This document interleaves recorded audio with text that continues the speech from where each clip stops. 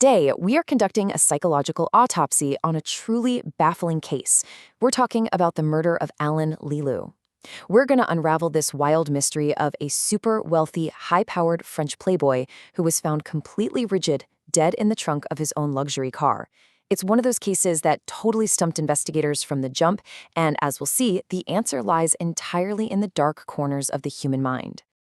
So, let's dive right into the core mystery here.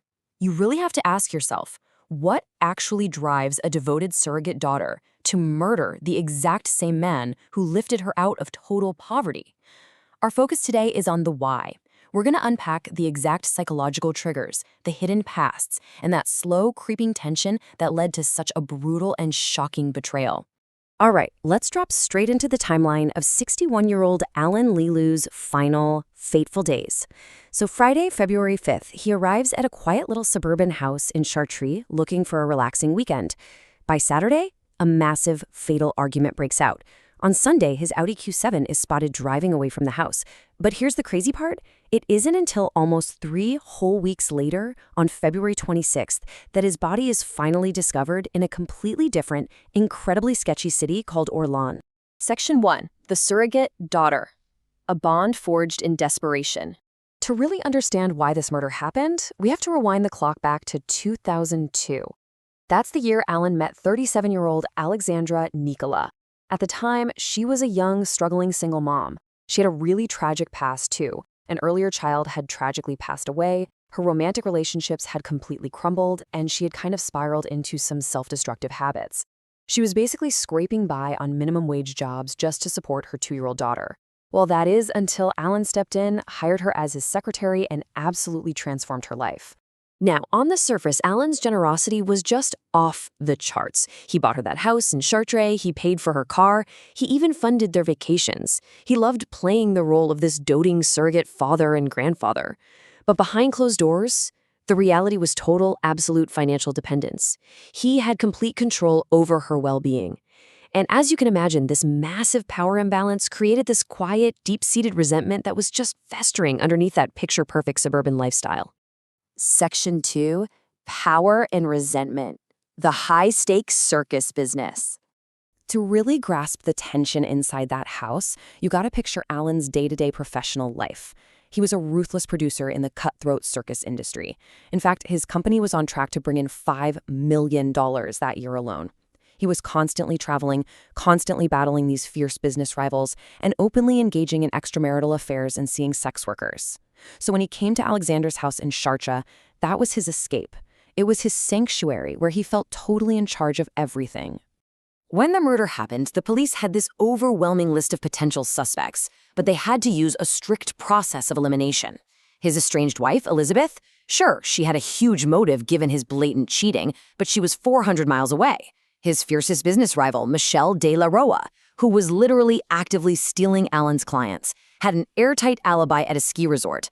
So who did that leave? Alexandra Nicola. She was the last known person to see him alive, but the cops were super skeptical. I mean, how on earth could a petite woman physically overpower and strangle a 240-pound man? Section 3. The Secret Identity, a surprising tip and a hidden past. The investigation basically hit a brick wall right up until February 26th. That's when Alan's abandoned Audi Q7 was finally found in Orléans. Now, Orléans was nowhere near his scheduled business meeting in Vichy, and it was a pretty sketchy area, notorious for violent crime and sex work. This raised massive red flags for the lead investigator, Detective Pierre Martin. Why would a wealthy businessman just abandon his luxury car in a place like that? The real turning point here is actually mind-blowing. A professional psychic named Remy Surin walked right into the police station. Now, obviously, Detective Martin was super skeptical, but Remy provided these 3 incredibly specific details. He sensed a violent physical struggle, he claimed a woman was directly involved, and crucially, he stated the body was moved to the trunk after death. That last detail, the police had deliberately kept that completely hidden from the public. It completely forced the detective to look much closer at the women in Ellen's life. So, searching Alan's laptop for any connections to Orléans, Detective Martin finds a profile under the name Marie-Eve, and guess what? It was definitively identified as the former alias of Alexandra Nicola. Talk about a shocking twist.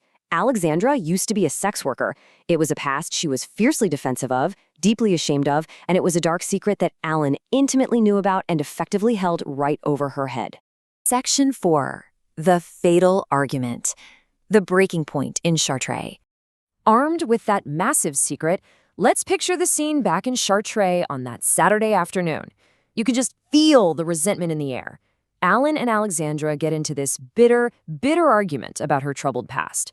She's just trying to go about her normal domestic chores, preparing beef bourguignon, doing the laundry, and Alan, probably foolishly thinking his money gives him a free pass to say whatever he wants, is anxious to repair their relationship. But he recklessly keeps poking the bear, bringing up the one single topic that makes Alexandra fiercely defensive, her history. And then he drops the ultimate catalyst. Right in the middle of the argument, Alan implies something truly unforgivable. He looks at her and says, "Your daughter will end up just like you." Boom. That was the breaking point. For a mother who had fought tooth and nail to escape her past and protect her kid, feeling utterly disrespected about her daughter was the spark that ignited an 8-year powder keg of resentment. She absolutely snapped. So how does a petite woman actually take down a 240-pound man? Well, it happens like this. Acting on pure, blinding impulse, Alexandra grabs Alan's own belt. She loops it around his neck from behind, and a totally desperate physical struggle ensues. Alan is fighting for his life for several minutes. To gain some leverage, Alexandra braces her back against a piece of furniture behind her, pulling with everything she has. And then, the object she's leaning on suddenly breaks. She falls backward without letting go of the belt, and that sudden, violent whiplash effect crushes Alan's larynx. He is killed almost instantly. Section 5. The Cover-Up. Hiding a 240-pound secret. Okay, the adrenaline fades and cold, hard reality sets in. Alexandra is now standing over the body of a 240-pound man. She has a massive logistical problem on her hands, and there is no way she can fix it alone. So she calls her new boyfriend, a 42-year-old IT engineer named Yves Bernard. In just a chillingly calculated move, Yves literally drives down from a ski vacation the very next day. Together, they manage to load Alan's rigid body into the trunk of that Audi. Then they drive in a 2-car convoy to ditch the vehicle in Orléans. They deliberately chose that spot to make it look like a tragic encounter with a random sex worker, leveraging Alan's known habits to cover their tracks. Yves just willingly helped hide the body of the guy who had financially supported his girlfriend for years. And honestly, the sheer audacity of what they did next is just hard to wrap your head around. In this shocking epilogue, shortly after literally dumping the body of her surrogate father, Alexandra and her accomplice, Yves Bernard, actually got married. They tied the knot and just moved right on with their lives as if absolutely nothing had happened, hiding in plain sight. But, as we know, secrets like this don't stay buried forever. After that intense police investigation and Alexandra's eventual confession, she was sentenced to 15 years in prison for the murder of Alan Leloup. Her brand new husband, Yves, received a 2-year sentence for his role in concealing the body.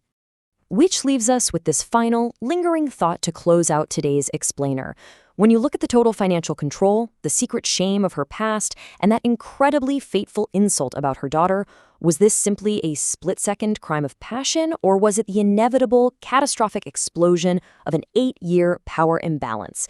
It really makes you rethink the true nature of power, control, and gratitude, doesn't it? Thank you so much for joining me on this psychological deep dive today, and I'll catch you in the next one.